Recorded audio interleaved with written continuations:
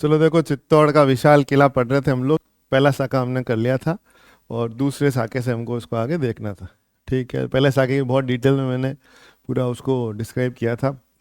अब दूसरा साका जो है वो थोड़ा सा बदली हुई परिस्थितियों में हुआ है। परिस्थितियाँ क्या है मेवाड़ की, पहले उसको समझ लेते हैं थोड़ा सा। राणा संग्राम सिंह, है ना, हाँ, प्रथम, जिनको हम लोग इतिहास में किस नाम से जानते हैं, राणा सांगा। राणा सांगा की मृत्यु हो चुकी है। बाबर के साथ उन्होंने 1527 में कौन सा युद्ध लड़ा था, खानवा। 1528 में एक लड़ाई हुई, चंदेरी का युद्ध, उसमें वो अपने दोस्त मेदिनी राय की मदद करने के लिए गए मध्य प्रदेश। लेकिन मेवाड़ के सामंत जो थे वो इतना भयंकर खानवा के युद्ध में मर चुके थे, ऐसा मान लो मेवाड़ की 80% सेना खत्म हो चुकी थी। लेकिन राणा सांगा फिर भी जिद करके कि नहीं, मैं तो जाऊंगा चंदेरी में मदद करने के लिए। तो जिद करके मेवाड़ की बची कुची जो आर्मी थी उसको ले गए। और वो मेवाड़ के लोग युद्ध लड़ना नहीं चाहते थे, वो जानते थे कि अगर हमने चंदेरी में भी पार्टिसिपेट किया तो मेवाड़ राज्य ही खत्म हो जाएगा। ठीक है, तो राणा सांगा को थोड़ा सा, राणा सांगा के तो घाव ही नहीं भरे थे उनके, तो वो तो एक हाथ उनने, एक टांग नहीं, एक आंख उनकी तो थी नहीं। कर्नल टॉड ने तो राणा सांगा को क्या कहा है, एक सैनिक के बचे हुए अवशेष, है ना, भग्नावशेष, भग्न मतलब टूटे हुए अवशेष। तो एक आदमी सोचो, कोई आपके सामने खड़ा, उसका एक हाथ ही नहीं हो, एक टांग ही नहीं हो, एक आंख ही नहीं हो, एक गुर्दा भी नहीं होगा अंदर, मुझे पूरा विश्वास। ठीक है, 80 घाव लगे हुए हैं शरीर पे। थे तो बड़े खतरनाक राणा सांगा, नहीं, इतने घाव लगने के बाद भी। इसलिए आज भी हमारे यहाँ पे किसी बच्चे के चोट वोट लगती रहती है, उसको बचपन में लोग बोलते हैं ना कि ये तो राणा सांगा है, कि इसके तो घाव होते रहते हैं। ऐसा आज भी राजस्थान में, भारत में, यहाँ तक पाकिस्तान तक में कहा जाता है ऐसा। इमरान खान जो भी वहाँ थे ना पाकिस्तान में हेड, अब तो बेचारों को जेल में डाल दिया। उनकी वाइफ का इंटरव्यू सुन रहा था मैं उसमें। उसमें वो बहुत सुंदर सी है, क्या कभी आपने देखी हो तो, तलाक दे दिया इमरान खान ने तो, खैर शायद उनको। तो वो बता रही थी कि मैं बचपन में कभी पेड़ों पर चढ़ती थी, गिरती थी, टांगे टूटती थी, लोग मेरे को राणा सांगा बोलते थे। पाकिस्तान में बच्चों को राणा सांगा कहा जाता है आज तक। मुस्लिम्स, सोच लो आप राणा सांगा कितने फेमस होंगे अपने गाँवों के लिए। तो राणा सांगा की 1528 में जहर के कारण मृत्यु हो गई थी, है ना, हाँ। और उनकी जो रानी थी, राजमाता जो थी, उसमें हाडी रानी कर्मवती। हाडी रानी कर्मवती का बड़ा लड़का विक्रमादित्य, जो घोर अयोग्य शासक था, है ना, उसको मेवाड़ का राजा बना रखा। तो गुजरात रियासत, मालवा रियासत और दिल्ली रियासत, तो तीनों तो मेवाड़ से बदला लेने के लिए तैयार ही थे। राणा सांगा ने तो अकेले ने गुजरात को भी कूट दिया था। मध्य प्रदेश का, मालवा का जो शासक था महमूद खिलजी द्वितीय, उसको तो राणा सांगा बंदी बना कर रखा अपने यहाँ पे। 6 महीने तक चित्तौड़ में कैद रखा महमूद खिलजी सेकंड को। ठीक है। और दिल्ली के आप जानते हो, इब्राहिम लोदी को बुरी तरह से हरा चुके थे राणा सांगा, है ना, खातौली के युद्ध में। तो राणा सांगा अकेले सबको पराजित कर चुके थे, तो इन सारी रियासतों का समय था बदला लेने का। गुजरात में जो शासक था बहादुर शाह, उसने देखा इससे अच्छा मौका नहीं मिलेगा मेवाड़ से बदला लेने का। राणा सांगा मर चुके हैं, जो लड़का नया राजा बना है वो युवा है, अल्पवयस्क है, ज़्यादा उसकी आयु नहीं है, निकम्मा है। विक्रमादित्य, उसकी माँ हडी रानी कर्मवती सारा काम देखती है। वो औरत क्या लड़ लेगी हमसे। और वैसे भी मेवाड़ की सेना खत्म हो चुकी है बहुत हद तक, किसमें, खानवा के मैदान में। बाबर के पास तोपें थी, इनके पास कुछ नहीं थी, तो बिना जो है बारूद की जानकारी के तोपों बंदूकों के सामने चले गए, तो मरने ही थे इतने सारे। ठीक है ना। तो इसलिए सबसे अच्छा मौका देखा गुजरात के बहादुर शाह ने। लेकिन बहादुर शाह को लगा पिछली बार भी हम इसलिए हार गए थे कि वहां जाते हैं तो ये चित्तौड़ किले में चले जाता है, किले को हम कितना ही घेर लें उसको तोड़ तो सकते ही नहीं है। बाबर क्यों जीता था सांगा से, उसके पास तोपें थी। भारत में पहली बार बारूद का बड़े स्तर पर प्रयोग किसने किया, बाबर ने। ठीक। तो उस बाबर का एक तोपची था रूमी खां, है ना, तुर्की तोपची था, तुर्क क्षेत्र का, टर्की जिसको आज आप बोलते हो। उसको बहादुर शाह ने अपने यहाँ पे हायर किया गुजरात के लिए। और एक बहुत पावरफुल तोपखाना गुजरात की सेना ने बनाया कि इसको जाके चित्तौड़ को घेरेंगे और तोपों से चित्तौड़ किले को तोड़ देंगे। और उसका दांव सही भी बैठा, तो चित्तौड़ किले को घेर लिया उन्होंने। 1533 में पहला अटैक किया। उस समय हाडी रानी कर्मवती ने वो क्या देते हैं, रिश्वत, रिश्वत में रणथंभौर का किला दे दिया, तो वो उस साल तो वापस चला गया 33 में तो। लेकिन उसके तो मुंह पे खून लग गया कि यार बिना लड़े रणथंभौर मिल गया। अगले साल फिर चलते हैं 34 में, इस बार हो सकता है बिना लड़े चित्तौड़ मिल जाए या कुंभलगढ़ मिल जाए। एक जो है सुई भी नहीं उठानी पड़ी और रणथंभौर हमको फोकट में मिल गया। ठीक। 34 में तो फिर भाई साहब आगे सेना लेकर के बहादुर शाह। अब मेवाड़ के सामंतों ने कहा जो भी है हम लड़ेंगे। मरेंगे, जौहर करना पड़ेगा, साका करना पड़ेगा, कट जाएंगे, लेकिन रिश्वत दे करके नहीं जिंदा रहेंगे। हाँ, ये जो बच्चा है विक्रमादित्य, जो युवा है, उसका छोटा भाई भी था उदय सिंह, वो तो बिल्कुल ही एकदम दूध पीता बच्चा ही था। इन दोनों को हम यहाँ नहीं रखेंगे, ताकि ये जिंदा रहेंगे तो आने वाले समय में महाराणा रहेंगे जिंदा तो लड़ेंगे। तो इनको तो भेज दो बूंदी। हाडी रानी का पियर कहाँ था? बूंदी। तो हाडी रानी कर्मवती ने अपने दोनों बच्चों को, महा जो शासक थे विक्रमादित्य, महाराणा विक्रमादित्य, निकम्मे नंबर 1। और निकम्मे क्यों कह रहा हूँ? क्योंकि उसी ने मीराबाई को जहर दिया था, तो वो तो निकम्मा ही है। फिर मैं ठाकुर जी का कृष्ण भगवान का भक्त, मीरा भी कृष्ण भक्त, तो कृष्ण भक्तों को बिना कारण मारने की कोशिश कर रहा है, तो उसको तो निकम्मा भी बहुत अच्छा शब्द है उसके लिए। ठीक है, निकृष्ट व्यक्ति। और उसका फल भी मिला उसको बाद में, आप जानते हो, बाद में दासीपुत्र बणवीर ने सोते हुए उसको मार दिया था, बणवीर। बणवीर ने विक्रमादित्य, तो विक्रमादित्य उदय सिंह को तो कहाँ भेज दिया गया? पीहर। और किले में महिलाओं का नेतृत्व तो कौन कर रही है? हाडी रानी कर्मवती। तो बताओ, जौहर का नेतृत्व किसने किया होगा? अब पुरुषों का नेतृत्व तो महाराणा करते थे, और महाराणा तो चले गए ननियाल, विक्रमादित्य थे। तो फिर देवलिया एक ठिकाना था उस समय। देवलिया प्रतापगढ़ कोई रियासत नहीं थी, बाद में वो एक रियासत बन गई। राजस्थान में गुहिल या सिसोदिया वंश की 5 रियासतें थी: मेवाड़, डूंगरपुर, बांसवाड़ा, प्रतापगढ़ और शाहपुरा। तो प्रतापगढ़ और देवलिया पहले केवल एक ठिकाना हुआ करता था, एक रियासत नहीं थी, बाद में तो एक रियासत बन गई थी वो। तो देवलिया प्रतापगढ़ के जो ठाकुर थे वो बहुत ही खतरनाक आदमी थे, टाइगर थे वो, टाइगर, बाघ सिंह। बाघ भी थे और सिंह भी थे वो। बाघ मतलब टाइगर, सिंह मतलब लायन। तो टाइगर और लायन का मिलन थे वो, इतने खतरनाक आदमी थे। तो उन्होंने कहा हम करेंगे केसरिया का नेतृत्व, हम लड़ते हुए मरेंगे। तो कहते हैं इस युद्ध में एक बड़ी गजब की घटना घटी। बहादुर शाह तोपें लेकर आया, रूमी खान ने तोपों से दरवाजे दरवाजे जो थे वहाँ के उड़ा दिए। तो चित्तौड़ का जो एंट्रेंस गेट है पाडन पॉल, वहाँ इतनी लड़ाई भयंकर हुई कि वहाँ पे खून बहने लगा। सोचो, 18,000 तो महिलाओं ने जौहर किया, तो पुरुष कितने कट्टे होंगे? है ना, 30-40 हजार इधर से कट्टे होंगे, 30-40 उधर से कट्टे, तो 1 लाख से ऊपर लोग जब मरेंगे तो कितना खून बहा होगा। ठीक है, तो इतना खून बहा कि चित्तौड़ का जो एंट्रेंस है ना, वो यूं है, यूं सर्पिलाकार रास्ता है। राणा कुंभा ने बनाया वो। किला तो किसने बनाया है?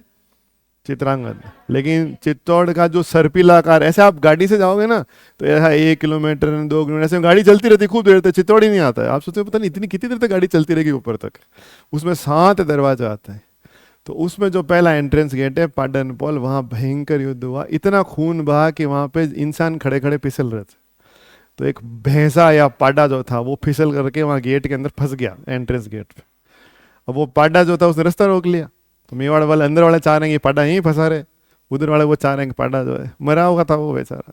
उस पाडे को लेकर काफी देर रस्सा कसी हुई, तो तब से उस गेट का नाम क्या हो गया? पाडन पॉल।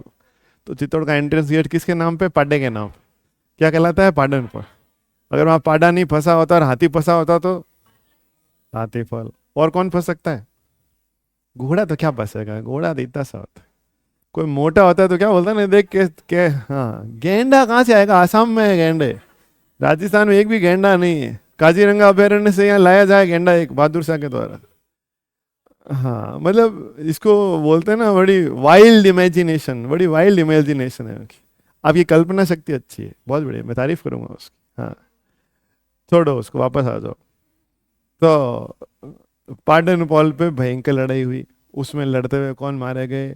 देवलिया के ठाकुर बाघ सिंह। केसरिया का यानी पुरुषों का नेतृत्व किया ठाकुर बाघ सिंह। उसी गेट की रक्षा करते हुए मारा गया वो।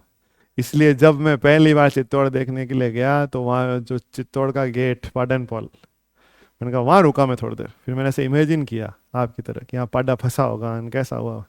उस गेट के ऊपर ही बिल्कुल यहाँ पे राइट साइड में एक आदमी का बड़ा सारा चेहरा बना हुआ है, उसकी ये बड़े बड़े मूछें बनी हुई है। और नीचे लिखा हुआ है ना, हाँ, शहीद श्री ठाकुर बाघ सिंह जी का चबूतरा। वहाँ पे दिया वियान, वो हवन हवन होता है वहाँ पे। हाँ, पांडे की याद में कुछ भी नहीं है, आप वहाँ जाओ तो कुछ बनवाना है ना, आप बढ़ा देना श्री पांडे जी का चबूतरा। ठीक, रावत बाघ सिंह जी का तो है ही वहाँ पे, है ना। हाँ, तो ये आप देख लें। तो बाघ सिंह का चबूतरा कहाँ है? पाटन पर। ठीक है, और जौहर किसने किया? हाडी रानी कर्मठ। तो महिलाओं ने जौहर कर लिया, पुरुष लड़ते हुए वीर गति को प्राप्त हुए, लेकिन महाराणा फिर भी बच गए क्योंकि वो तो ननियाल गए हुए थे, विक्रमादित्य। ठीक है। अच्छा, इसी युद्ध के आसपास हुमायूं, मुगल बादशाह हुमायूं गुजरात जीतना चाहता था। अब एक स्टोरी ऐसी फेमस है कि हुमायूं को राखी वाकी भेजी हाडी रानी कर्मवती ने। इतिहासकारों ने बिल्कुल स्पष्ट बताया, झूठ के अलावा कुछ नहीं है ये।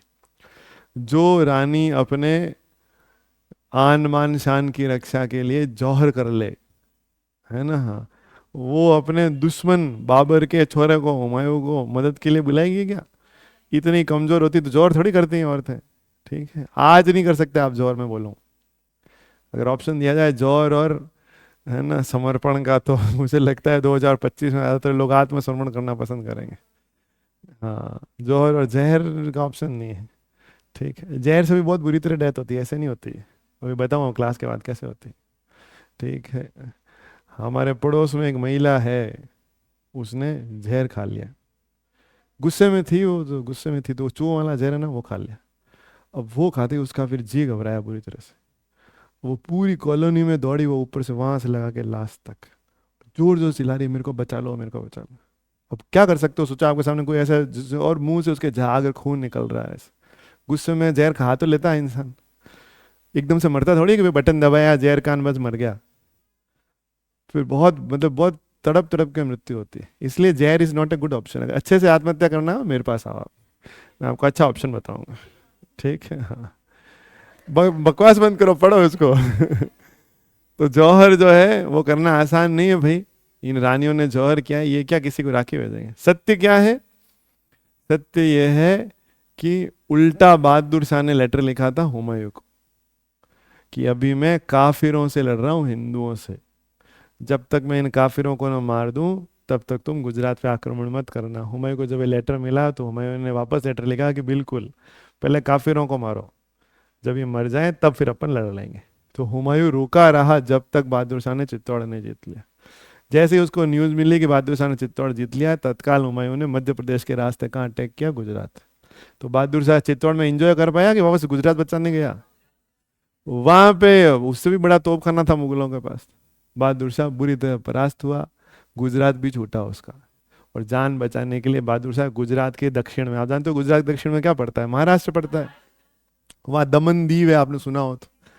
आपको क्या पता, आप वहाँ गुजराती लोग घूमने जाते हैं, उनका वो है ना डेस्टिनेशन है। को मेरी दीदी रहती है, वो घूमने जाती रहती है वहाँ दमन दीव। तो ऊटी तो हुआ साउथ में है। हाँ, यूटी है, यूनियन टेरिटरी, ये बात ठीक है। तो वहां पे पुर्तगालियों से मदद मांगने गया बहादुर शाह। तो पुर्तगालियों ने कहा जहाज पे आओ, बात करेंगे। क्योंकि पुर्तगाली समुद्रों में जहाजों पे राज करते थे, नौसेना वर्ल्ड में बेस्ट उस समय यूरोप की थी। बहादुर शाह वहाँ जहाज पे गया, उससे कुछ बातचीत हुई, वहाँ उसने कुछ उल्टा सीधा बोल दिया, बहादुर शाह को गुस्सा आ गया, उसने उल्टा सीधा बोल दिया, तो पुर्तगालियों ने उसको हाथ टांग पकड़ के समुद्र में फेंक दिया। उसको तैरना नहीं आता था। ठीक है, जो जो आप में से ये क्रूज व्रूज पे जाने के शौकीन हैं, या ये बीच बीच पे घूमना चाहते हैं और तैरना आता नहीं, भाई मत जाओ। मेरी सलाह यही है, ठीक है, आप अभी योग्य नहीं हो पानी वानी में घूमने के। पहले तैरना सीख लो। बहादुर शाह को थोड़ी पता था मुझे उठा के जहाज से नीचे फेंक देंगे। टाइटैनिक में जो लोग थे उनको पता था जहाज डूब जाएगा, है ना, हाँ। प्लीज तैरना सीख लो, उसके बाद ही आप क्रूज पे, बीचेस पे, ऐसे डायलॉग मारना बहुत आसान है, चलो डार्लिंग बीच पे घूमने चलते हैं, है ना। वहां बचाएगा कौन, डूबने चले गए तो। हाँ, तो देखो इसको। तो बहादुर शाह का अच्छा अंत हुआ कि वो समुद्र में तड़प तड़प के डूबा। वो भी पानी की डेथ भी बहुत बुरी होती है, एकदम नहीं मरता आदमी, अंदर जाता है, फिर वो ऐसे करता है, बाहर आने की कोशिश करता है, फिर वो तैरना आता नहीं, फिर अंदर जाता है। तो सबसे भयंकर दर्दनाक मौत मरा कौन? बहादुर शाह। कर्मों का फल तो, हाँ नंदी नहीं, कर्मों का फल तो नहीं मिलता है। ये मैं भजन गाते हैं तो पीछे देखना नहीं बोलता है, अरे अरे हाँ ये मेरे वो है।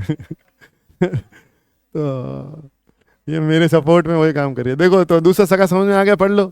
तो दूसरा सगा कब हुआ? 1534 में, है ना। 33 में आया था पहली बार, फिर 34 में आया, हाँ। गुजरात के किस राजा ने अटैक किया? बहादुर शाह ने। उसका दुष्ट सेनापति कौन था? रूमी खां। इसी की तोपों ने किले को तोड़ दिया था। और राणा सांगा का अल्पवयस्क बेटा राजा था, उसका नाम क्या है? विक्रमादित्य।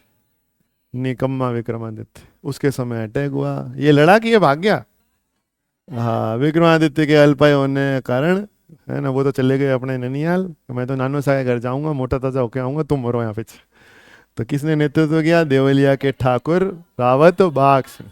बताओ इनका किस गेट पे है स्मारक? हाँ, तो बस मेवाड़ की सेना का नेतृत्व किया। राजमाता हाडी रानी कर्णवती ने अपने दोनों बच्चों को, विक्रमादित्य और उदय सिंह को, पीहर भेज दिया बूंदी। और कर्णवती ने इस दूसरे जौहर का जो है नेतृत्व किया। मैंने पहले जौहर की डेट लिखवा दी थी, है ना, 26 अगस्त, हाँ 1300। ये जो है मार्च के महीने में हुआ है ना, होली के आसपास। हाडी रानी कर्णवती और इन्होंने खून की होली खेली है। मार्च के महीने में आती है ना होली, तो बस ये भी होली होली खेल रहे हैं ना। हाँ, 8 मार्च महिला दिवस है। तो बस हाडी रानी कर्णवती ने कहा आज महिला दिवस के दिन ही जौहर करेंगे अपन महिलाएं, तो बस उसी दिन जौहर किया, ऐसे याद कर लो। ये 1535 आ गया था लड़ते लड़ते, कि 34 में अटैक हुआ, मैंने अब कई महीनों तक चला वो, तो 3 महीने ऊपर हो गए, तो इसलिए हो गया। चित्तौड़ का प्रवेश द्वार जो है वो क्या कहलाता है, पाडे के नाम पे पाडन पॉल। और यहीं पे कौन लड़ते हुए मरे हैं, बाघ सिंह की छतरी। और बहादुर शाह चित्तौड़ विजय के बाद किससे हारा, हुमायूं से। ठीक है, तो चित्तौड़ तो खाली था फिर तो विक्रमादित्य आ गए वापस, देखा वहाँ कुछ भी नहीं है, सब मर आ गए। उन्होंने कहा अब मैं वापस राजा हूँ यहाँ पे, तो राजा बन गया वापस। पर उसने इतने बुरे कर्म किए थे, मीरा को जहर दिया था ना, इसलिए फिर दासी पुत्र बनवीर ने उसको रात को सोते हुए मार दिया, है ना। हाँ, हाँ, वो झगड़ा था, ये क्या वो झगड़ा था। हाँ नहीं, महाराणा विक्रमादित्य को तो मार दिया, फिर उसको लगा कि यार इसको मार दिया तो राजा कैसे बनूंगा मैं, इसका छोटा भाई उदय सिंह भी तो जिंदा है। तो फिर छोटे भाई उदय सिंह को भी मारने गया। वहां पे जो है पन्ना धाय ने सोचा कि मेवाड़ का आखिरी वंशज कौन बचा, राणा सांगा का उदय सिंह। विक्रमादित्य तो मर गया तो बढ़िया ही हुआ, लेकिन उदय सिंह तो बेचारे की बच्चा है, ऐसी क्या गलती है। तो वहां फिर उसने अपने बेटे चंदन को उदय सिंह की जगह रखा, और चंदन का बलिदान हुआ, लेकिन महाराणा उदय सिंह बच गए। क्यों? क्योंकि उदय सिंह की पुत्र राणा प्रताप का इतिहास में नाम होना लिखा हुआ था, तो वो कैसे मर सकते थे। वो नहीं होते तो राणा प्रताप पैदा नहीं होते, है ना। हाँ, इस तरह बहुत बड़े थे, तो मैंने कब कहा कि बहुत ही छोटे थे। क्यों? दो भाइयों में गैप नहीं हो सकता?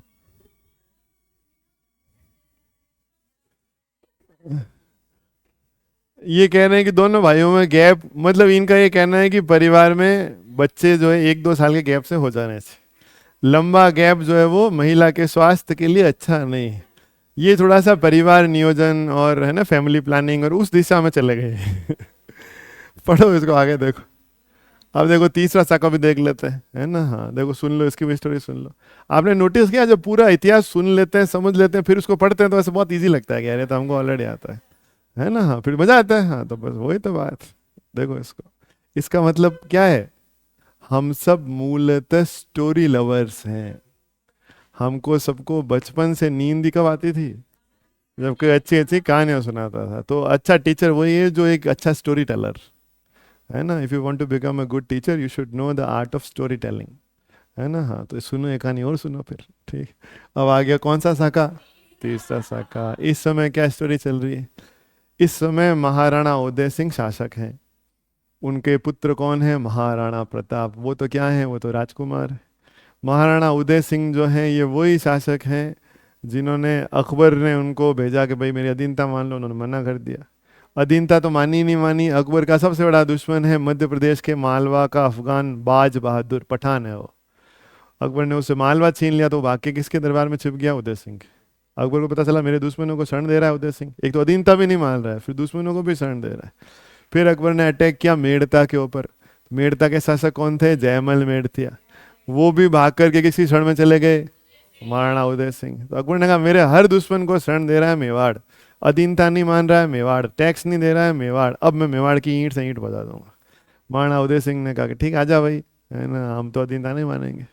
तो फिर वहाँ पे सामंतों ने महाराणा उदय सिंह से चर्चा की कि देखो साहब आज आप महाराणा क्यों हो।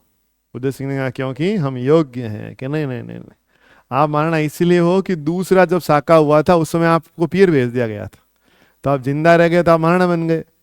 अगर आप इस लड़ाई में वीर गति को प्राप्त हो जाओगे तो फिर आगे आप और प्रताप सब मर जाएंगे, तो कैसे मामला बैठेगा। इसलिए युद्ध में महाराणा नहीं रहेंगे किले के अंदर। तो महाराणा उदय सिंह ने कहा ठीक है, मुझे ठीक लगी स्ट्रेटेजी। राणा प्रताप ने कहा नहीं मैं रहूंगा डैडी, मैं लड़ूंगा, है ना। हाँ, उदय सिंह ने कहा बैग पैक कर ले, है ना। हाँ, चुपचाप चलो यहाँ से। राणा प्रताप तो युद्ध करना चाहते थे, वो तो है ना, मतलब युद्ध के अंदर बड़े वो क्या कहते हैं उसको, युद्ध की इच्छा होती है। युयुत्सा। हाँ, तो मैं युयुत्सा थी, युद्ध की इच्छा थी। परमाणु उदय सिंह ने उनकी चलने नहीं दी और सारे परिवार को लेके वो खुद चले गए गोगुंदा की पहाड़ियों में। अब पीछे कौन संभालेगा? सेकंड वाले में तो आगे थे देवलिया के ठाकुर रावत बाग सिंह, तो इस बार आए मेड़ता के राजा जयमल मेड़तिया। अच्छा, जयमल मेड़तिया की रिश्तेदारी भी थी। मेवाड़ का बहुत बड़ा ठिकाना है आमेट। आमेट के जो जागीरदार थे फत्ता जी, फतेह सिंह सिसोदिया, उनको फत्तान पत्तान पता नहीं क्या कर दिया लोगों ने, उनके साथ उनकी बहन की शादी हुई थी फूल कंवर की। तो जयमल की सगी बहन फूल कंवर की शादी मेवाड़ के आमेट के ठाकुर से हुई थी फत्ता जी से, तो उनके जवाई साहब भी वहाँ थे, है ना। तो फिर उन्होंने, जयमल जी ने कहा मैं किला संभालूंगा और मेरे जो जवाई साहब हैं फत्ता जी वो मेरा पूरा साथ देंगे। महिलाओं का जो भी अगर करना पड़ा जौहर, तो मेरी बहन है फूल कंवर, वो युद्ध का नेतृत्व करेगी और लड़ाई में मुझे कोई चिंता नहीं है। मेरा भतीजा सबसे खतरनाक आदमी पूरे राजस्थान का, कल्ला राठौड़, बचपन से वो एक्सरसाइज करते थे, जिम में जाते थे, योग करते थे, कुंडलिनी जागृत थी उनकी, उनके गुरु भी नाथ योगी थे, भैरव नाथ जी। तो कुंडलिनी जागृत थी, तो महायोगी थे ही कल्ला जी। ठीक है, योगियों की बात ही अलग होती है। तो कहा कल्ला जी मेरे साथ है, चिंता की कोई बात नहीं है। तो बाणा उदय सिंह ने कहा संभाल लोगे ना पीछे? क्या, अरे साहब आप देखो ऐसा संभालेंगे कि तीनों शाखों में सबसे फेमस शाखा ही अगर करना पड़ा तो हम ही करेंगे। तो उदय सिंह जी उनको सौंप करके खुद चले गए। अकबर आ गया, किले को घेर लिया पूरा। अकबर ने अटैक तो 67 में किया था, पर ये शाखा होते होते साल कौन सा आ गया, 68। अकबर कई महीनों तक कोशिश करता रहा, उसकी तोपों से किले के दरवाजे को नहीं तोड़ पाया, वो दीवारों को तोड़ता था, जयमल जी फिर ठीक करा देते थे। एक बार क्या हुआ कि चित्तौड़ में एक ऊंचाई पे एक दरवाजा है, उसका नाम है लाखोटा बारी। वो चित्तौड़ की तलहटी में जाने का गेट था। उसके पास जो है अकबर ने काफी जो है तोपों से बमबारी करने की इच्छा जाहिर की। वो तोपची ने बताया कि साहब जो है तोप नीचे से इतना ऊपर वार नहीं कर सकते, आप पे कोई चबूतरा बनवाओ ऊंचा, उस पर तोप चढ़ा के अपन करेंगे तो किले के अंदर तक मैं गोले डाल दूंगा। ठीक है, त्राहिमाम हो जाएगा किले का। तो अकबर ने कहा क्या करना है कि साहब एक चबूतरा बनाओ आप। पाशीब बोलते हैं चबूतरे को, क्या बोलते हैं? पाशीब। तो वो चबूतरा बनाएगा किले की दीवार के पास में। और मेवाड़ वालों ने इतना तोपों से परेशान हुए, इतना बंदूकों से हुए थे कि उन्होंने बहुत अच्छी बंदूकें बनाना सीख लिया था। तो मेवाड़ की तोड़ेदार बंदूकें पूरे भारत में फेमस हो गई थी। तो दीवार के पास जो भी आता था वहां के बंदूक जो थे वो उनको उड़ा देते थे। तो अकबर ने कहा दीवार के पास चबूतरा बनाना है, तो जो भी वहां जाएगा उसको तो वो गोली मारेंगे वो लोग। ठीक। तो अकबर ने कहा क्या करें, तो उसने तोपचिन का सब चबूतरा तो दीवार के पास बनेगा तभी मजा आएगा वहां पे, तो दूर से तो क्या गोला जाएगा नहीं अंदर। तो अकबर ने घोषणा कर दी पूरे भारत में कि जो मजदूर एक तगारी मिट्टियां डालेगा, एक सोने की मोहर उसको मिलेगी। पूरे भारत से जो लोग थे पूरे भारत में फैल गया कि बस एक तगारी डालनी है और एक सोने की मोहर, जिंदगी बन जाएगी अपनी। तो ठीक है, वो सोने की मोहर सोचो, उसमें कि अकबर का एक सिक्का था 100 तोले का संसब। आज आपको 100 तोले मिल जाए तो आपको नौकरी की जरूरत ही नहीं है। क्या भाव चल रहा है? 1 लाख। हाँ, तो 1,50,000 सोने का तो 1.5 करोड़ हो गए डायरेक्ट। तो 100 तोले का ही सिक्का मिल गया तो 1.5 करोड़ हो गए आपके। 1,50,000 तो शायद चांदी के हैं यार। हाँ, 1 लाख से ऊपर, 1 लाख से ऊपर है वो चांदी के, 1 किलो चांदी के। आपसे मुझे आशा भी यही थी कि आपको पता नहीं होगा। अब आजकल की लड़कियों को नहीं पता, आजकल लड़कों को पता है। हाँ, आजकल उल्टा हो गया ना। आप बताओ क्या चल रहा है? अरे भाई 1 लाख तो चल ही रहा है, तो 1 करोड़ तो हो गया। तो बस एक सोने की एक तगारी डालो, एक सोने की मोहर, इसलिए उस चबूतरे का नाम हो गया मोहर मगरी। वहां क्या मिलती थी? सोने की। हाँ, तो बंदूक वाले वो तैयार खड़े रहते थे, फिर एक मजदूर अपनी जिंदगी जो है उसका जुआ खेलता था, तगारी लेके भागता था, डाल के आता था तो दाए वो ही मर जाता। अकबर ने कहा ये तो मर गया, अच्छा नेक्स्ट भाई तेरे को चीज होने की मर, तू जा। तो 10 में से 5-7 जने डाल आते थे, 4-5 जने वही टै बोल जाते थे। ऐसा भयंकर चलते चलते एक आखिर धीरे धीरे वहां चबूतरा बन गया और अकबर ने उस पर तोपें चढ़ा दी और फिर किले में भयंकर उसने हाहाकार मचा दी। तो लाखोटा बारी के पास उसने काफी तोड़ फोड़ की दीवारें। तो जयमल जी रात को खड़े होकर के वहां पे सीमेंट वेमेंट लगवा रहे थे पूरा उसका। तो अकबर ने कहा यार ये आदमी कौन है जिसको डर नहीं लग रहा है, दीवार पे खड़ा हुआ है। अब अकबर के साथ राजस्थान के बाकी सारे राजपूतों की सेनाएं थी। ये बात सुनकर मुझे बड़ा गुस्सा आता है, ये जोधपुर वाले जयपुर वाले निकम में सारे मेवाड़ के खिलाफ लड़ने गए थे अकबर के साथ। तो उन्होंने बताया साहब ये जयमल जी हैं, यही सेनापति। तो लेकिन बहुत दूर खड़े हैं, इतनी दूर तो आपकी बंदूक। अकबर ने कहा एक मेरे पास विशेष बंदूक है संग्राम, लंबी दूरी की, वो मार कर सकती है। तो वो बंदूक मंगाई गई। वो बंदूक इतनी भयंकर और बड़ी थी कि उसको इंसान यहाँ लगा के नहीं छोड़ सकता था, उसको पीछे पेड़ के लगा कर छोड़ते थे, तो उसका धक्का बहुत जोर से आता। तो उससे लेके अकबर ने गोली चलाई तो वो जयमल जी के पूरे पाँव में लगी, वो सारे छर्रे लग गए। वो गोली लगते ही वो उधर गिर गए, घायल हो गए। अब जयमल जी घायल हो गए, अंदर खाना वाना इतने महीने हो गए थे, पानी वानी गड़बड़ हो गया था मामला। तो फिर उन्होंने तय किया अब हम क्या करेंगे, जौहर। तो जयमल जी को जिस दिन शाम को गोली लगी, उसी दिन सुबह प्रातः काल महिलाओं ने तो क्या कर लिया, जौहर। पहले जौहर करती थी महिलाएं, ठीक है। बड़े ये लोग मतलब दुनिया के इतिहास में मुझे नहीं लगता है इतने खूंखार कोई योद्धा हुए होंगे। जब उनकी सारे परिवार की महिलाएं जौहर कर लेती थी और केवल राख बचती थी, उसके बाद ही अपने सारे कपड़े खोल के केसरी कपड़े पहन लेते थे। केसरी कपड़े पहन के उसी राख को अपने माथों पे शरीर पे लगा लेते थे, अपनी माँ और उसे। फिर उनकी एक इच्छा होती थी कि बस अब जितने वो काट सकते हैं हम तो मारेंगे, काटेंगे, और फिर खुद तो मरने की अब कोई डर ही नहीं है। जब ये सब मर गए तो अब क्या जिंदा रहना है अपने को, इनको मारना है सालों को, जितनों को काट सकते हैं।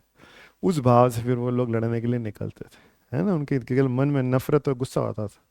तो जयमल जी के नेतृत्व में, अब जयमल जी के गोली लगी हुई थी तो फिर उनका भतीजे थे कल्ला जी, उन्होंने उनको कंधे पे बैठा लिया। तो नीचे घोड़े पे कल्ला जी के ऊपर जयमल जी, और मुंह में लगाम पकड़ ली। दो हाथ से तलवार कौन चला रहे, कल्ला जी, उसके ऊपर कौन चला रहे, जयमल जी। और दोनों अपने काल के सबसे बड़े फाइटर्स थे, ठीक। तो जिधर भी इनका घोड़ा निकलता था लोग देखते थे, अरे अरे अरे, आदमी के ऊपर घोड़े पे आदमी, आदमी पे आदमी। अकबर ने भी दूर से देखा, यार ये क्या, ये कौन आ रहा है, कैसा, वो जयमल जी और कल्ला जी। अकबर अकबर वगैरह कहीं लड़ाई वड़ाई नहीं करते थे, मुगल बादशाह पीछे खड़े रहते थे, क्योंकि वो खुद की जान की रक्षा करते थे, वो लड़ाई वड़ाई में नहीं जाते। राजस्थान वाले जो अपने वाले पहले आगे घुसते थे लड़ने के लिए। तो वीर तो अपने वाले ही थे, वो साले निकम्मे टाइप के लोग थे। तो अकबर ने युद्ध देखा उनका। अकबर ने कहा, ओ हो, ये जयमल तो भाई खतरनाक है, पांव इसके घायल है तो भी कंधे पे बैठ के लड़ रहा है। मैंने तो कैसा योद्धा नहीं देखा अपने जीवन का। अंततः चित्तौड़ का एक गेट है भैरव पॉल, वहां पे लड़ते लड़ते जयमल जी और कल्ला जी वीर गति को प्राप्त हुए। तो आज बताओ, भैरव पॉल पे किन दो योद्धाओं की छतरियां बनी हुई है, जयमल जी और उनके भतीजे कल्ला जी। कल्ला जी तो इतने भयंकर हुए कि उनको लोग चार हाथों वाला लोक देवता कहते। पूरे डूंगरपुर बांसवाड़ा बांगड़ क्षेत्र में, है ना, चार हाथों वाले लोक देवता के नाम से फेमस कौन है, कल्ला जी। उनका मेन मंदिर डूंगरपुर में रनेला, बहुत ही फेमस, रंडेला भी बोलते हैं उसको, रनेला भी बोलते हैं उसको, ठीक। फिर उनके मरने के बाद जयमल जी की बहन फूलकंवर तो जौहर कर चुकी थी, उसके जो पति थे फत्ता जी, उन्होंने नेतृत्व संभाला। और चित्तौड़ का आखिरी गेट है रामपौल, वहां तक अकबर नहीं जा पाया, लड़ता रहा लड़ता रहा। अकबर ने कहा अब ये सब मर गए, ये अब नया कौन है, भूत मरे न पलीत जागे, अब ये कौन जग गया है, ये कैसा, अब ये आमेट वाले फत्ता जी हैं क्या ये। अकबर ने कहा सारे हाथियों को अफीम अफीम पिला के आगे हुल दो हाथियों को इनके ऊपर। तो पागल हाथियों को पागल बना के सब डाल दिया गया, जाओ इन सबको मारो। उन हाथियों से लड़ रहे थे कौन, फत्ता जी। तीन हाथियों की उन्होंने सूंड काट दी, तीन हाथी मार दी। चौथा जो हाथी था पागल था, उसने फिर उनको पत्ता जी को सूंड में पकड़ के और जोर से पटक दिया उनका, तो बुरी तरह से घायल हो गए वो। फिर अकबर वहां पहुंचा, ठीक है, वो लगा कि मर गया है। अकबर ने अपने हाथी से कहा भाई इसको उठा के देखो, तो उठा के देखा अकबर ने, फिर भी उनके हाथ में तलवार कस के पकड़ी हुई थी। अकबर ने कहा ऐसा भी आदमी नहीं देखा मैंने, ये इसका नाम क्या है कि फत्ता जी, कि जयमल और फत्ता, मैंने इनसे बड़े योद्धा जिंदगी में देखे नहीं, इनकी तो मूर्ति बनवाऊंगा मैं। इस्लाम में मूर्ति बनाना हराम होता है, लेकिन अकबर ने अपने आगरा के लाल किले पे किन दो लोगों की हाथी पे मूर्तियां बैठाई। इसमें अकबर की हमें तारीफ करनी पड़ेगी, उसने अपने शत्रुओं को भी सम्मान दिया। पर अकबर ने आगे कंडम काम किए। किले में जब वो पहुंचा तो सारे आम लोग थे, अकबर ने कहा इनको सबको मार दो, साले 8 महीने हो गए मेरे को यहाँ पे, है ना, माता खींचते खींचते, ठीक है, सबको मार दो यहाँ जितने आम लोग थे, ठीक है।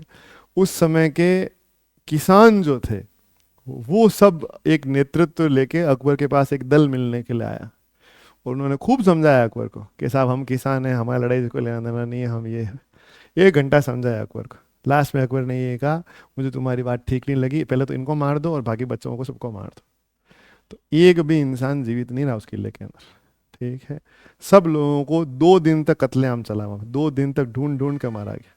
फिर अकबर ने वहाँ पे एक अपना डॉक्यूमेंट निकाला, उस डॉक्यूमेंट को बोलते हैं फतेहनामा, है ना, फतेहनामा। उसमें अकबर की जय जयकार थी, अकबर इतना महान है यार, पूरे किले को जीत लिया, और चित्तौड़ को जीत लिया, और फतेहनामा। लेकिन महाराणा उदय सिंह ने अधीनता नहीं मानी, उनके बेटे राणा प्रताप ने भी अधीनता नहीं मानी। उनके लड़के महाराणा अमर सिंह ने भी अकबर के जीते जी तो अधीनता नहीं मानी, क्योंकि अकबर कह रहा है कि मेरे दरबार में आओ, और वो तो मानते नहीं थे उस बात को। अंततः जिसको लोग कहते हैं कि मेवाड़ झुका, वो जहांगीर के समय, लेकिन जहांगीर के समय मेवाड़ की सारी शर्तें मान ली, इसलिए झुके वो। उन्होंने कहा हम कभी दरबार में आके सिर नहीं झुकाएंगे, हम झुकेंगे ही नहीं किसी के सामने। जहांगीर ने कहा यस।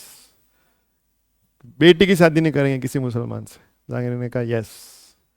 चित्तौड़ का किला था, लड़ाई झगड़े के बाद तुमने हमसे लिया, चित्तौड़ हमको वापस चाहिए। जहांगीर ने कहा यस। तो ये करना क्या है कि एक पेपर पे लिख दो कि अधीनता मानी, कि ये लो साइन कर दिया।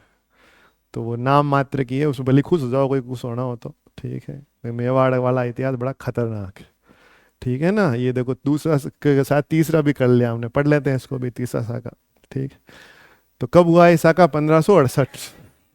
किसको शरण दी थी? बाज बहादुर को, है ना। हाँ, ये मालवा का शासक था, इसको शरण दी। मुगल बादशाह अकबर ने मेवाड़ के राणा उदय सिंह के ऊपर अटैक किया था, ये जानते हो किसकी लड़ाई हुई थी इसके अंदर। महाराणा उदय सिंह ने और किसको शरण दी थी? मेड़ता के जयमल मेड़तिया को, ठीक है। और खुद कहाँ चले गए थे फैमिली लेके? गोकुंदा। उदय सिंह की मृत्यु भी गोकुंदा में हुई है, इसलिए उदय सिंह की छतरी भी कहाँ है? गोकुंदा। उनका राज्य, वो राणा प्रताप का पहला राज्यभिषेक भी गोकुंदा में हुआ। अकबर ने अपनी किस बंदूक से? संग्राम से, क्योंकि पीछे मामला जयमल जी संभाल रहे हैं, तो जयमल जी को किले की दीवार पे घायल कर दिया। अकबर ने कौन से स्थान के लिए सोने की मोहरें दी थी? मोहर मगरी। तो मोहर मगरी, वहाँ वो मैंने स्टोरी सुना रही तकारी वाली सारी आपको, तो उसको ऊंचा उठा करके और उस पर तोपों का प्रयोग करके किले की दीवारों को तोड़ दिया था। वो तकारी वाली बात मैंने ब्रैकेट में लिखवा दी, ठीक है। जयमल जी आए लड़ने के लिए, पाँव में तो गोलियां लगी हुई थी, तो अपने भतीजे का नाम क्या है? कल्ला जी। कल्ला जी के कंधे पे बैठ के युद्ध किया। कल्ला जी ब्रैकेट में क्या कहलाते हैं? चार हाथों वाले लोक देवता। जयमल जी और कल्ला जी की डेथ के बाद मामला किसने संभाला? फत्ता जी। तो अब इनके किस गेट पे छतरियां, ये पूछी जाती है। वैसे तो मैं छतरियों में पढ़ा चुका हूँ पीछे, फिर भी मैंने लिखवा दिया, तो ब्रैकेट में लिखवा दिया, ठीक है। तो ये आमेट के थे। अकबर इनसे, जयमल जी से और फत्ता जी की वीरता से बहुत प्रभावित हुआ, तो उसने जयमल फत्ता की हाथी पे बैठी मूर्तियां कहाँ लगाई? आगरा के लाल किले। बाद में किसने तोड़वाई? औरंगजेब ने, ठीक है। तो याद रखना, जयमल जी की और कल्ला जी की छतरियां तो है भैरव पौल। कल्ला जी के गुरु भी थे भैरव नाथ, इसलिए भैरव पौल ऐसे याद आ जाएगी। और लास्ट गेट है रामपौल, वहां पे कौन लड़ते रहे? फत्ता जी, जहाँ हाथियों से लड़ते लड़ते फिर वो वीर गति को प्राप्त हुए, ठीक है। तो भयंकर लोग थे। चित्तौड़ के इस तीसरे साके में जोहर किसने किया? जयमल जी की बहन और फत्ता जी की पत्नी, है ना। हाँ, नाम, हाँ, पुष्पा सुन के फ्लावर समझे क्या, है ना। हाँ, तो फूल कमर सुन के फ्लावर समझे क्या? फ्लावर नहीं है, क्या है मैं? फायर है मैं। हाँ, तो बस ये फूल कमर नहीं है, ये खतरनाक है, ये फायर है। इसकी डेट भी याद कर लो, है ना। हाँ, ये है 25 फरवरी, वैलेंटाइन डे के। वैलेंटाइन डे कब आता है? अरे पता ही होगा ना आपको, 14 फरवरी। हाँ, तो 14 फरवरी से गिनो, 11 दिन बाद, ऐसे याद कर लो, है ना। अकबर ने वैलेंटाइन डे का मनाया चित्तौड़ में, ऐसे याद कर लो भाई, कुछ तो करना ही पड़ेगा आपको। कोई दिन होता है 25 फरवरी, तो बताओ आप, जैसे आपने महिला दिवस बताया दूसरे वाले में। नहीं क्या, वैलेंटाइन डे, ठीक है, अकबर ने वैलेंटाइन डे बनाया था, तो उसके 11 दिन बाद, ऐसे कर लो भाई, कैसे भी कर लो, ऐसे हो जाए नॉर्मल याद कर लो। अलाउद्दीन की तरह अकबर भी दुष्ट है, उसने वहां पे क्या करवाया? कत्लेआम। आम जनता को मारते हैं तो उसको बोलते हैं कत्लेआम, ठीक है। निहत्ती जनता को मारा, तब जो लोग कहते हैं अकबर महान है, तो वो बिल्कुल गलत है कि अकबर महान है। ये बहुत बार पूछा गया है कि अकबर का सेनापति कौन था, अकबर ने किलेदार किसको बनाया? तो आसफ खां। यहाँ तक कि हल्दी घाटी के युद्ध में भी मान सिंह जी के बाद सेकंड सेनापति अकबर की तरफ से कौन बन के आए थे? आसफ खां। तो आसफ खां मेवाड़ से जुड़ा हुआ अकबर का बड़ा महत्वपूर्ण सेनापति, ठीक है ना। तो आसफ खां को हमें याद करना ही करना है, ठीक है। और कौन सा डॉक्यूमेंट जारी किया अकबर ने? अनपढ़ अकबर ने क्या जारी करवाया? फतेहनामा। और अकबर का आप जानते हो इतिहास, अबुल फजल ने लिखा है, अपने नागौर का ही है। अबुल फजल और फैजी दोनों नवरत्न है अकबर के। अबुल फजल ने लिखी है अकबरनामा, जिसको आईने अकबरी भी कहते हैं। उसमें इस दूसरे युद्ध का पूरा वर्णन है, मैंने पढ़ा है। ये जो आपको हाथियों की बात है, इसने उठा के पटकान, उसने पटकानी, मुझको कैसे पता चली? आप गाइडों में तो कहीं दे नहीं रखी। ये मैंने अकबरनामा पढ़ी, उसमें बहुत डिटेल में वर्णन दे रखा है। उसमें वो जो कत्ले आम का बड़ा करुण वर्णन दे रखा है। उसमें लिखा हुआ है कि वो जो हिंदू थे, वो भाग भाग के इधर उधर छिपने की कोशिश कर रहे थे। उसमें एक मंदिर था, कुछ हिंदू जाके उसकी मूर्ति के पीछे छिप गए, कि जैसे मूर्ति उनको बचा लेगी, लेकिन मुगल सिपाही गए और उनको वहीं काट दिया, ठीक है। किसानों का दल वहां आया था बात करने के लिए, जिन्होंने अकबर को समझाया, लेकिन अकबर ने उनसे 1 घंटे बात करने के बाद कहा कि इसको मारो, इनको काट दो। हर आम इंसान को अकबर ने काट दिया उस दिन। ठीक है, इसलिए अकबर बिल्कुल कोई महान कहे तो उसकी एक लपड़ लगा दिया वहीं पे, है ना। महान मान कुछ नहीं है, नियतों को मारे वो महान कैसे हो सकता है।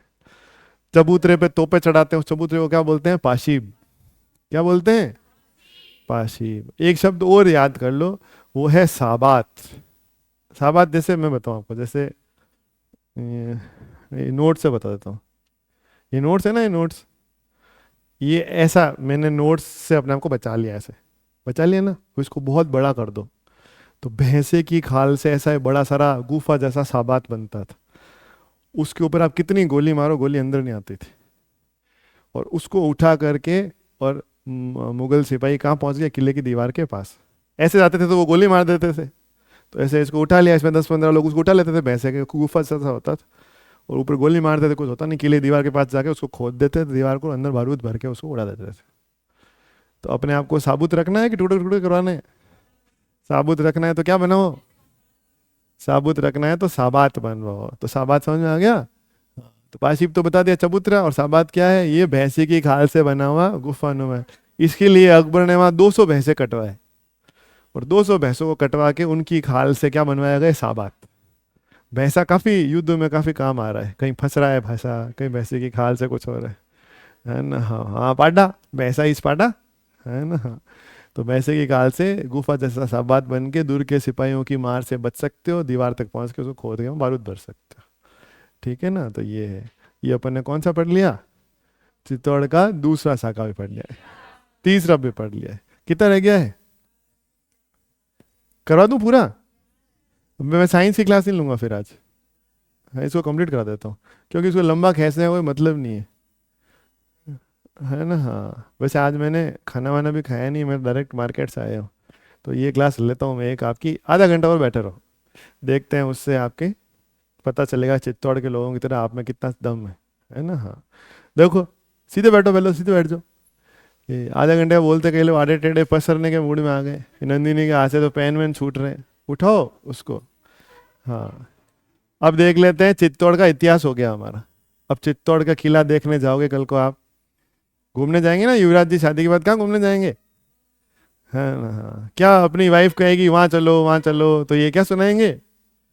मुझे न जाना गंगा सागर, मुझे न रामेश्वर काशी, तीर्थ राज चित्तौड़ देखने को मेरी आंखें प्यासी। इसलिए चलो डार्लिंग, हम कहाँ चलेंगे? टूवर्ड्स चित्तौड़। ठीक है, ऐसे ले जाना, चित्तौड़ ले जाना। आप जाके आ गए? तो इसमें कौन कौन सी जगह है आप पता है आपको? हाँ, ऐसे जाने का क्या मतलब है? आपकी वाइफ पहले ही टूर में इम्प्रेस हो जाएगी, क्योंकि आपको सब पता होगा वहाँ पे, है ना। हाँ, तो first impression is last impression. तो बेटर है शादी के बाद वहाँ ले जाओ जहाँ आपको कुछ जानते हो। ये तो वहाँ जाके आप ऐसे मुंह फाड़ के खड़े हो, कुछ पता ही नहीं है आपको। वो भी सोच रही है अरे यार किस आदमी से ब्याह कर लिया, इसको कुछ पता ही नहीं है। देखो। हाँ, अच्छा, हंसी मजाक है, वो कहीं जाए उनको जाने दो, आप तो इधर ध्यान दो। वो जाएंगे घूमने के लिए। नहीं, कहाँ पे कहाँ पे? पुष्कर मिला? नहीं, वो जाएंगे आना सागर। हाँ, अजमेर वाले क्या जाते हैं, आना सागर जाते हैं। अब चित्तौड़ में कौन कौन से मंदिर है, कौन कौन से महल है, कौन कौन से कुंड है, कौन कौन से दर्शनीय स्थल है, उनकी भी एक झलक देख लेते हैं। ठीक है, देखो इसको।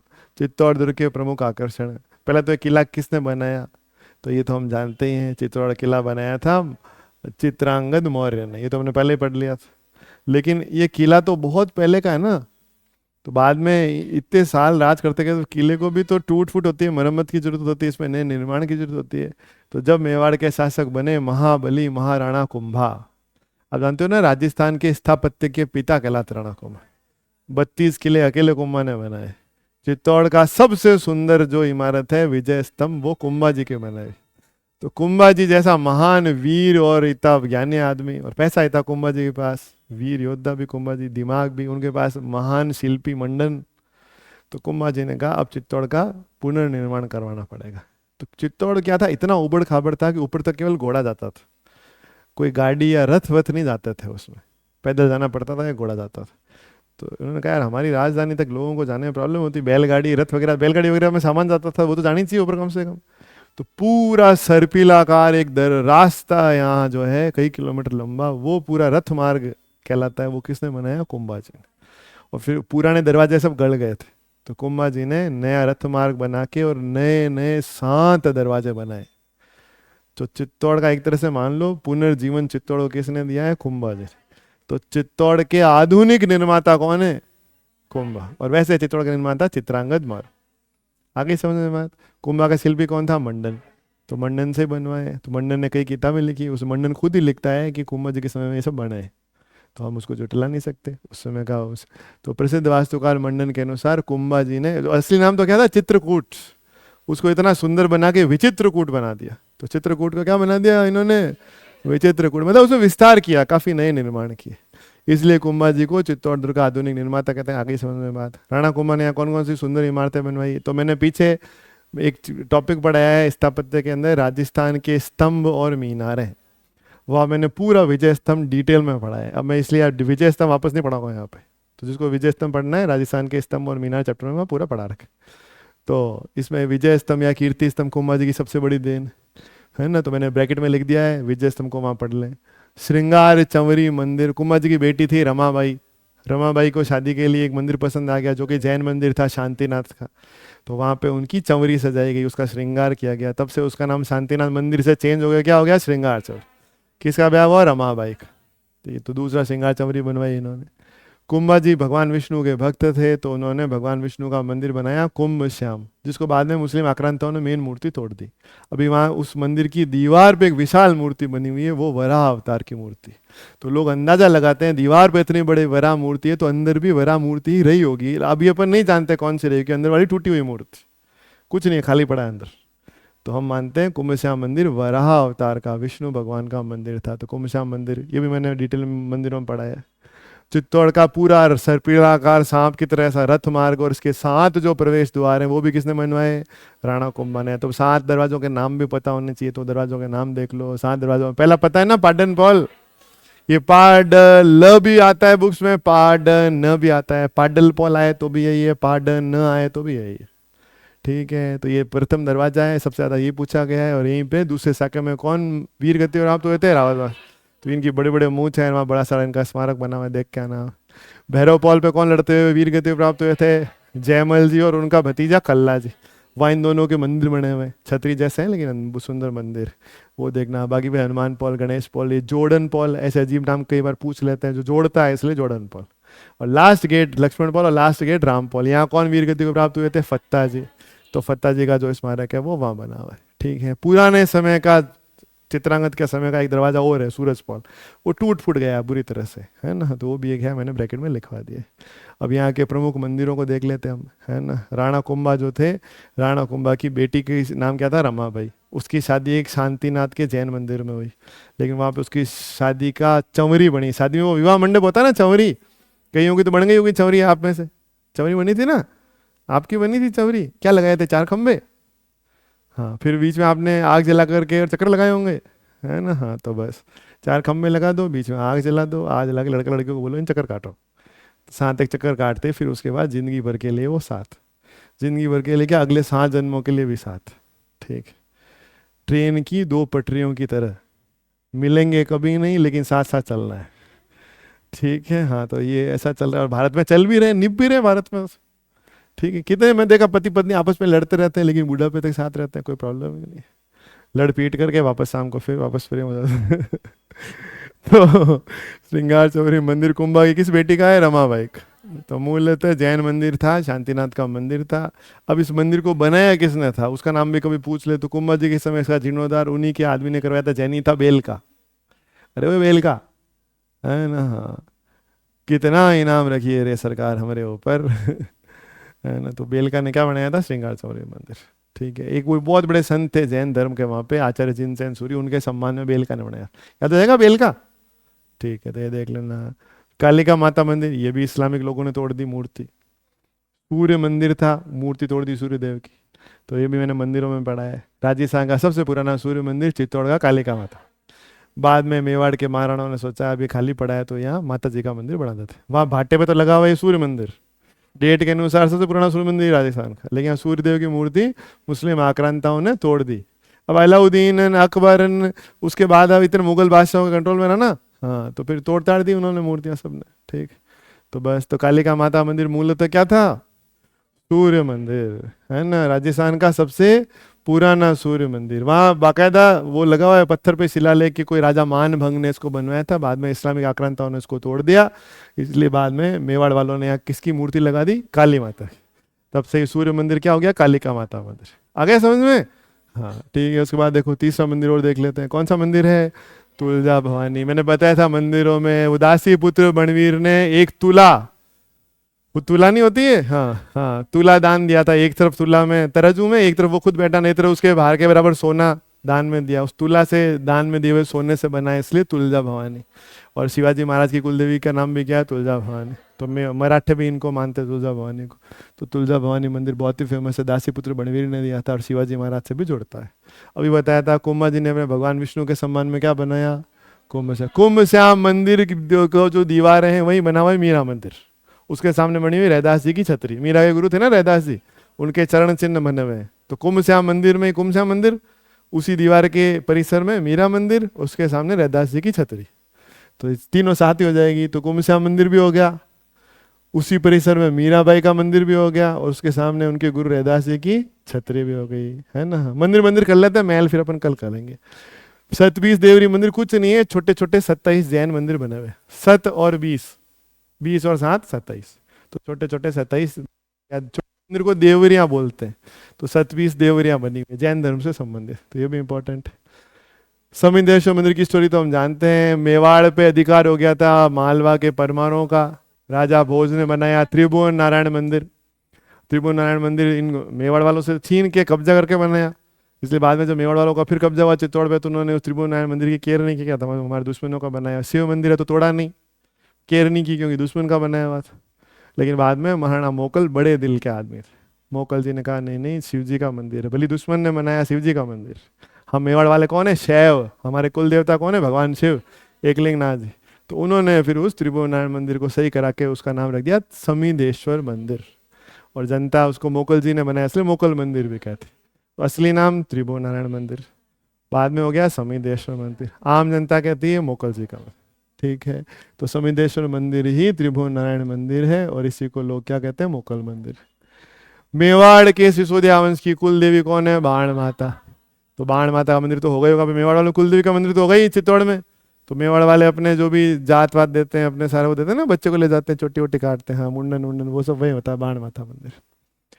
जैसे चारण वंश में करणी माता को राठौड़ लोग बहुत मानते हैं, जैसे चारण वंश में स्वांग्या माता हुई, उनको भाटी जैसलमेर वाले बहुत मानते हैं, वैसे ही चारण वंश में एक देवी हुई बिरबड़ी माता। बिरबड़ी माता को मेवाड़ वाले बहुत मानते हैं, और वो उनके आशीर्वाद से ही वो नहीं हुए थे महाराणा हम्मीर, जिन्होंने अलाउद्दीन के बेटे खिज्र खां से और फिर बाद में सोनगरा चौहानों से किला छीन लिया था। तो हमीर को आशीर्वाद बिरबड़ी माता ने दिया था, इसलिए हमीर देव ने जब चित्तौड़ पे कब्जा किया था, तो उन्होंने यहाँ बिरबड़ी माता का मंदिर बनाया, जिसको और क्या बोलते हैं? अन्नपूर्णा बोलते हैं। लेकिन अन्नपूर्णा नहीं पूछेंगे, बिरबड़ी माता पूछेंगे, तो आप दोनों नाम याद कर लेना। बिरबड़ी माता ज्यादा इंपॉर्टेंट। किसने बनाया? हमीर ने। जैसे कुंभलगढ़ में नीलकंठ महादेव, जो विशाल शिवलिंग है, वैसे ही एक नीलकंठ महादेव चित्तौड़ में भी है, पर वो ज्यादा फेमस नहीं है। बस ये है कि वहाँ मूर्ति शिव जी की, कहते हैं वो भीम उसकी पूजा करता था। भीम उस मूर्ति को अपने शरीर से बांध के रखता था हर समय। यहाँ उतने इतने हाथ थे भीम के मोटे मोटे, वहाँ शिव जी की मूर्ति बांध के रखता था।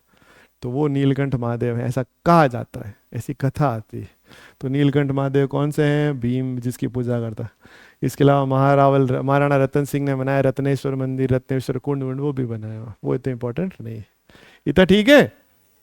हाँ, चित्तौड़ अभी भी खत्म नहीं हुआ है, देखो कितना बड़ा है ना। चित्तौड़ दिखाऊं? नहीं नहीं, आप घबरा जाओगे, रहने दो, रहने दो, घबरा जाओगे, अभी इतना ही बहुत। मैंने खूब कोशिश की, लेकिन देखो आखिर